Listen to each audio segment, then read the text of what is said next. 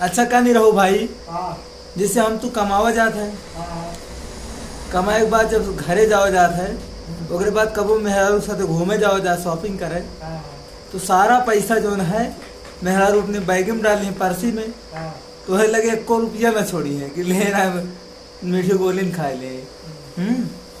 तो ये सब भैया फिर कतो कुछ खा था तो पैसा निकाल के वो दे लगी है। अब हम तो कमाओ जाते, हमारे तो इतनी कल्लात है ना, जिसे हमारा चपकिस के औलाद ने पिछवाड़ा लाल कही थी, वही तरह बहुत कल्लात दो। चलो कौनो बात ना है, पीछे पीछे भाई लुल्लू पुल्लू खान घूमे खोते उनके, सही है भाई, बड़ी किस्मत वाले को इस तरह मेहरारू मिला थी। बहरहाल हम को इसे मिली है, मऊ जाए घुमावत परेशान कहलावत हमका।